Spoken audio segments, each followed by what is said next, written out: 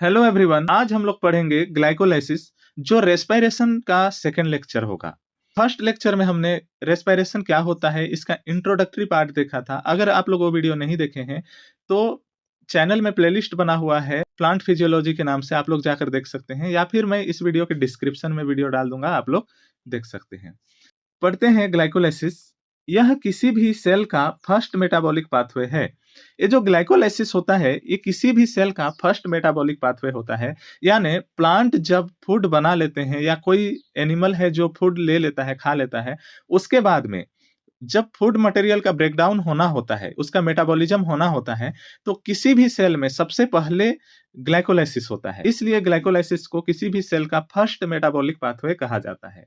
इसकी discovery इम्बेडेन, मेयरहोफ and Parnas ने किया था। इम्बेडेन, मेयरहोफ और पार्नस द्वारा इसको खोजा गया था, इसलिए इसको ईएमपी पाथवे भी कहते हैं। आप लोग नाम सुने होंगे ग्लाइकोलाइसिस या ईएमपी पाथवे, तो इन साइंटिस्ट के द्वारा खोजे जाने के कारण इसका नाम पड़ा ईएमपी पाथवे, क्योंकि ये जो ईएमपी पाथवे है ये सारे साइंटिस्ट के नाम के फर्स्ट लेटर को लेकर नाम दिया गया है। ये जो ग्लाइकोलाइसिस होता है यह पार्शियल ब्रेकडाउन होता है ग्लूकोज मॉलिक्यूल का, वो भी विदाउट ऑक्सीजन, मतलब बिना ऑक्सीजन के पार्शियल डाइजेशन होता है या पार्शियल ऑक्सीडेशन होता है ग्लूकोज का, तब उसको हम लोग बोलते हैं ग्लाइकोलाइसिस।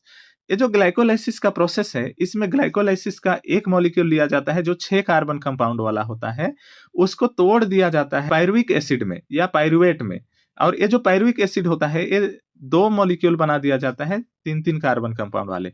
मतलब ग्लूकोज को बीच से तोड़ दिए तो 3-3 कार्बन कंपाउंड के 2 मॉलिक्यूल बन गए जिनको हम लोग बोलते हैं पायरुविक एसिड। और इस प्रोसेस में 2 एटीपी की आवश्यकता होती है, मतलब ग्लूकोज को तोड़ने के लिए 2 एटीपी खर्च करने होते हैं, और इसमें हमें नेट गेन होता है, मतलब प्राप्त होते हैं 2 एटीपी बनते भी हैं, साथ में 2 एनएडीपीएच बनते हैं। ये एनएडीपीएच में से हम लोग एटीपी बना सकते हैं, आगे जाकर इलेक्ट्रॉन ट्रांसपोर्ट चेन में यूज किया जाएगा इस एनएडीपीएच को और एटीपी बनाया जाएगा। एक एनएडीपीएच के मॉलिक्यूल से 3 एटीपी बनते हैं, 2 पॉइंट कुछ होते हैं, पर हम लोग पॉइंट में तो नहीं ले सकते एटीपी को, तो बोल सकते हैं कि 3 एटीपी बनते हैं एक एनएडीपीएच। तो ये जो ग्लाइकोलाइसिस का प्रोसेस है इसमें ग्लूकोज को ब्रेक डाउन किया जाता है पायरुवेट के रूप में, पायरुविक एसिड के रूप में। तो ये ईएमपी पाथवे क्या है या ग्लाइकोलाइसिस का जो पाथवे है उसको हम लोग समझते हैं। फ्रेंड्स, ये जो डायग्राम आप लोगों को देखने को मिल रहा है ये ग्लाइकोलाइसिस का पाथवे है। ये जो ग्लाइकोलाइसिस पाथवे होता है ये 11 स्टेप में कंप्लीट होता है। इनमें से सारे स्टेप को एक एक करके हम लोग समझेंगे, बड़े ही डिटेल से समझेंगे, तो इस पाथवे को इस तरीके से देखकर डरने की कोई आवश्यकता नहीं है, काफी इजी पाथवे है। चलिए इस पाथवे को पढ़ना शुरू करते हैं। तो उससे पहले मैं इसको थोड़ा जूम कर देता हूं ताकि आप लोगों को अच्छे से दिखाई पड़े, और आप लोग इसको नोट डाउन करते हुए चलिएगा। जो थ्योरी लिखने हैं ग्लाइकोलाइसिस में वो आप लोग जो मैं बोलूंगा उससे अपने शब्दों में लिखिएगा। जो जो इस पाथवे में होते जाएगा उसी को लिखने हैं, हमें बुक के लैंग्वेज में नहीं लिखने हैं। मैं इनको इस डायग्राम से ही समझाऊंगा, इस चार्ट से या इस पाथवे से समझाऊंगा, अलग से थ्योरी आप लोगों को नहीं रटाऊंगा। फ्रेंड्स, ये जो ग्लाइकोलाइसिस होता है ये ग्लूकोज से स्टार्ट होता है, मतलब ग्लूकोज का ब्रेकडाउन किया जाता है इसमें।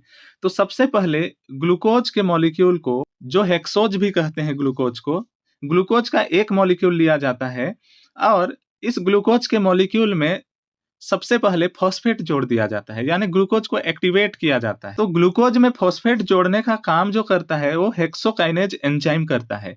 ये जो हेक्सोकाइनेज एंजाइम है इसका को एंजाइम के रूप में काम करता है मैग्नीशियम आयन, यानी हेक्सोकाइनेज एंजाइम को सपोर्ट करता है।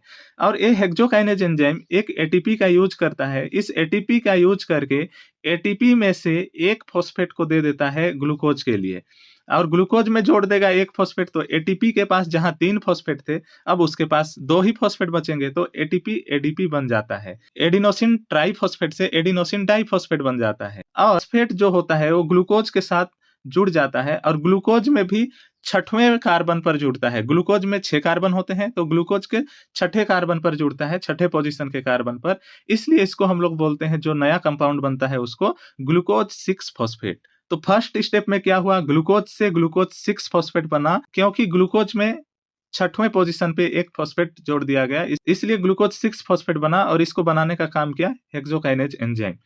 इस प्रोसेस के दौरान एक एटीपी का इस्तेमाल होता है। अब जो ये ग्लूकोज 6 फॉस्फेट है, इस ग्लूकोज 6 फॉस्फेट को फ्रक्टोज 6 फॉस्फेट में बदल दिया जाता है, क्योंकि ग्लूकोज 6 फॉस्फेट का आइसोमर होता है फ्रक्टोज 6 फॉस्फेट, और इस प्रोसेस को करता है फॉस्फोहेक्सो आइसोमरेज एंजाइम। ठीक है, तो ये जो फॉस्फोहेक्सो आइसोमरेज एंजाइम था, ये ग्लूकोज 6 फॉस्फेट को फ्रक्टोज 6 फॉस्फेट में बदल देता है।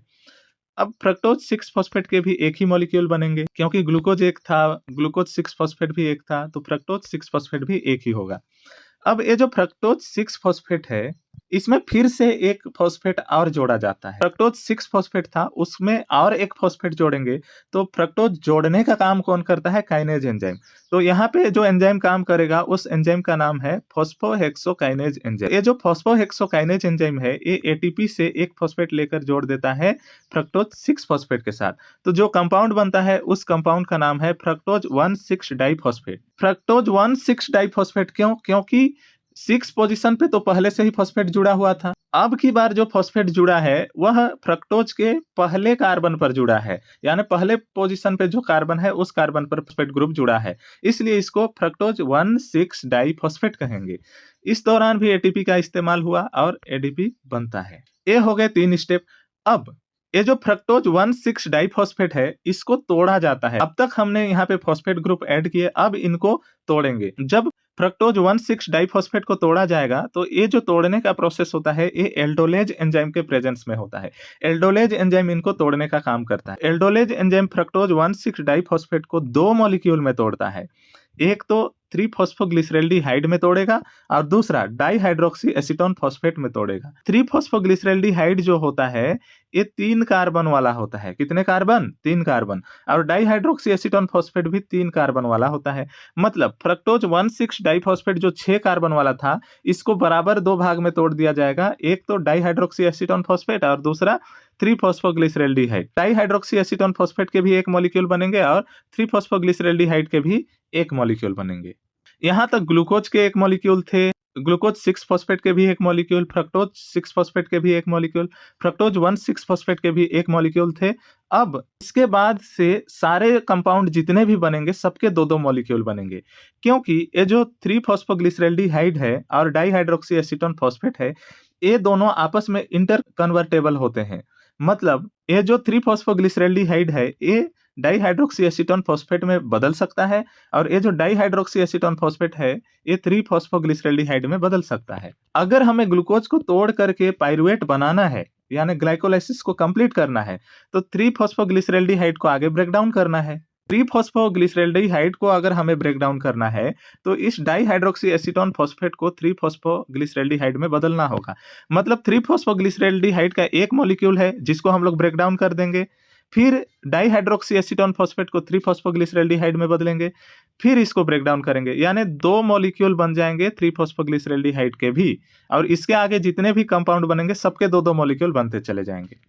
आगे का प्रोसेस हम लोग देखते हैं कि किस तरीके से आगे 3-फॉस्फोग्लिसरैल्डिहाइड को ब्रेक डाउन किया जाता है। हमने क्या देखा? फ्रक्टोज 1,6 डाइफॉस्फेट को तोड़ा गया डाइहाइड्रोक्सी एसीटोन फॉस्फेट और 3-फॉस्फोग्लिसरैल्डिहाइड में। अब ये जो 3-फॉस्फोग्लिसरैल्डिहाइड है, इसमें एक और फॉस्फेट ग्रुप जोड़ा जाता है, और फॉस्फेट ग्रुप जोड़ने का काम करता है ट्रायोज फॉस्फेट आइसोमरेज एंजाइम। ये जो ट्रायोज फॉस्फेट आइसोमरेज एंजाइम है, ये 3-फॉस्फोग्लिसरैल्डिहाइड में फॉस्फेट ग्रुप को जोड़ देगा। तो 3-फॉस्फोग्लिसरैल्डिहाइड के तीसरे पोजीशन में ऑलरेडी फॉस्फेट है। अब ये जो तीसरे पोजीशन में फॉस्फेट है, तो जो नया फॉस्फेट जोड़ा जाएगा, उसको पहले पोजीशन में जोड़ा जाएगा। तो यहाँ पे जो नया कंपाउंड बना, उस कंपाउंड का नाम क्या हो जाएगा? 1,3 डाइफॉस्फोग्लिसरैल्डिहाइड।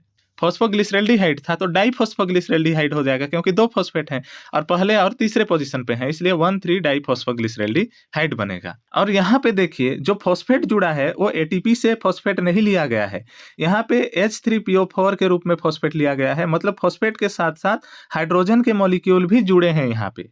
ठीक है, 3-फॉस्फोग्लिसरैल्डिहाइड के 2 मॉलिक्यूल होते हैं, क्योंकि एक मॉलिक्यूल इधर से बना और दूसरा मॉलिक्यूल डाइहाइड्रोक्सी एसीटोन फॉस्फेट के 3-फॉस्फोग्लिसरैल्डिहाइड में कन्वर्ट होने पर बना। तो 2 मॉलिक्यूल 3-फॉस्फोग्लिसरैल्डिहाइड के थे, तो 2 मॉलिक्यूल 1,3 डाइफॉस्फोग्लिसरैल्डिहाइड के भी बनेंगे, और हर मॉलिक्यूल के पास 3 कार्बन होता है। अब यहाँ पे 1,3-डाइफॉस्फोग्लिसरैल्डिहाइड बन चुका है। इस 1,3-डाइफॉस्फोग्लिसरैल्डिहाइड में से हाइड्रोजन को बाहर कर देंगे, क्योंकि यहाँ पे फॉस्फेट के साथ 3 हाइड्रोजन भी जुड़े थे, तो इन हाइड्रोजन को बाहर कर देंगे। केवल 3 हाइड्रोजन बाहर नहीं करेंगे, बल्कि 4 हाइड्रोजन बाहर करेंगे, क्योंकि 1,3-डाइफॉस्फोग्लिसरैल्डिहाइड के 2 मॉलिक्यूल हैं, तो दोनों मॉलिक्यूल के 2-2 मॉलिक्यूल हाइड्रोजन बाहर करेंगे, तो टोटल 4 हाइड्रोजन बाहर होंगे। ठीक है? ये जो 1,3-डाइफॉस्फोग्लिसरैल्डिहाइड है, इनमें से हाइड्रोजन को बाहर करना है, तो यहाँ पे एंजाइम काम करता है डाइफॉस्फोग्लिसरैल्डिहाइड डीहाइड्रोजिनेज एंजाइम। केवल आप लोग डीहाइड्रोजिनेज एंजाइम भी लिख सकते हो, लेकिन डाइफॉस्फोग्लिसरैल्डिहाइड डीहाइड्रोजिनेशन करना है, इसलिए डाइफॉस्फोग्लिसरैल्डिहाइड डीहाइड्रोजिनेज एंजाइम यहाँ पे काम करेगा। और ये एंजाइम हाइड्रोजन को जब बाहर कर देगा 1,3-डाइफॉस्फोग्लिसरैल्डिहाइड से, तो जो कंपाउंड बनता है उस कंपाउंड का नाम है 1,3-डाइफॉस्फोग्लिसरिक एसिड। जब ये डाइफॉस्फोग्लिसरैल्डिहाइड डीहाइड्रोजिनेज एंजाइम हाइड्रोजन को बाहर करता है, तो हाइड्रोजन को एक्सेप्ट करता है यहाँ पे 2NAD+। ये 2NAD+ हाइड्रोजन को लेकर बन जाता है 2NADH2। अब 1,3-डाइफॉस्फोग्लिसरिक एसिड बन चुका है। ये 1,3-डाइफॉस्फोग्लिसरिक एसिड जो है, यहाँ से फॉस्फेट को बाहर निकाला जाता है। जो पहले पोजीशन में फॉस्फेट जुड़े हैं, उन फॉस्फेट को बाहर निकाला जाएगा। लेकिन 1,3-डाइफॉस्फोग्लिसरिक एसिड के 2 मॉलिक्यूल हैं, तो दोनों मॉलिक्यूल के फर्स्ट का पोजीशन में से फॉस्फेट को हटाना है। फॉस्फेट को हटाएंगे तो 2 फॉस्फेट टोटल हटेंगे, इसलिए 2 फॉस्फेट हटेंगे, तो 2 फॉस्फेट को एक्सेप्ट करने के लिए आते हैं 2 ADP, और 2 ADP 2 फॉस्फेट को एक्सेप्ट करके 2 ATP बना लेते हैं।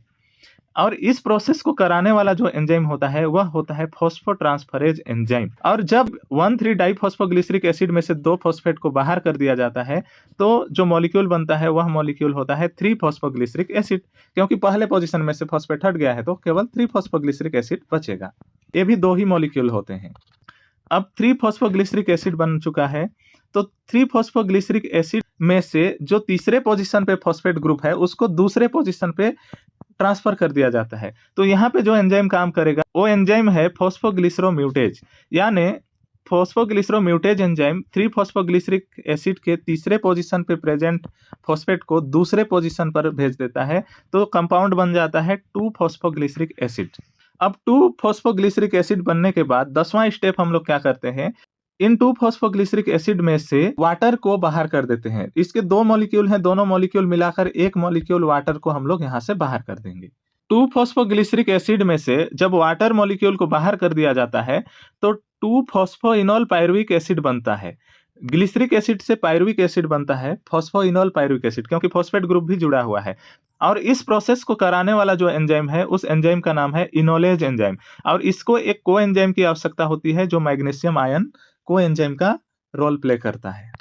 अब यहाँ पे 2-फॉस्फोइनोल पायरुविक एसिड बन चुका है। 2-फॉस्फोइनोल पायरुविक एसिड बनने के बाद में यहाँ से अगर हम लोग फॉस्फेट को हटा दें, इसके 2 मॉलिक्यूल हैं 2-फॉस्फोइनोल पायरुविक एसिड के, दोनों मॉलिक्यूल के पास फॉस्फेट ग्रुप जुड़ा हुआ है। अगर फॉस्फेट ग्रुप को हम लोग हटा दें, तो केवल पायरुविक एसिड बचेगा। तो यहाँ से फॉस्फेट ग्रुप को बाहर कर दिया जाता है, और फॉस्फेट ग्रुप को जब बाहर करेंगे, तो फॉस्फेट ग्रुप को एक्सेप्ट करता है ADP और बन जाता है ATP। और फॉस्फेट ग्रुप जब बाहर हो जाता है, तो जो कंपाउंड बचता है उसको हम लोग बोलते हैं pyruvic acid. Phosphoenol pyruvic acid था, उसमें से अब फॉस्फोइनोल पायरुविक एसिड में से फॉस्फेट को हटा देने पर पायरुविक एसिड बनता है, और पायरुविक एसिड के भी 2 मॉलिक्यूल बनते हैं। और इस प्रोसेस को कराने वाला जो एंजाइम होता है, उस एंजाइम का नाम है पायरुविक काइनेज एंजाइम, या फिर फॉस्फोपायरुवेट ट्रांसफॉस्फोराइलेज एंजाइम। आप लोगों को इजी होगा पायरुविक काइनेज एंजाइम। ठीक है? इस तरीके से ग्लाइकोलाइसिस का प्रोसेस कंप्लीट होता है टोटल 11 स्टेप में, और ग्लूकोज के 1 मॉलिक्यूल से पायरुविक एसिड के 2 मॉलिक्यूल का फॉर्मेशन हो जाता है। ये प्रोसेस कहलाता है ग्लाइकोलाइसिस। यहाँ पे मैंने जो भी बताया आप लोगों को, हर स्टेप में जो हो रहा है, उसी को अपने शब्दों में थ्योरी लिखना है, कोई भी नया नहीं लिखना है, रटना नहीं है। इस पाथवे को पढ़ो, पाथवे में जो भी स्टेप हो रहे हैं उसी को थ्योरी में लिखने हैं। आई होप आप लोगों को ये समझ आया होगा। नेक्स्ट वीडियो में हम लोग पढ़ेंगे क्रेब्स साइकिल, और उसको भी इसी तरीके से बहुत ही मजेदार तरीके से पढ़ेंगे, तो वो भी बहुत अच्छे से समझ में आने वाला है। तब तक के लिए आप हमारे चैनल को सब्सक्राइब कर लीजिएगा और बेल आइकन को प्रेस करके रखिएगा, ताकि जब भी मैं नेक्स्ट वीडियो डालूं, आप लोगों तक नोटिफिकेशन पहुंच सके।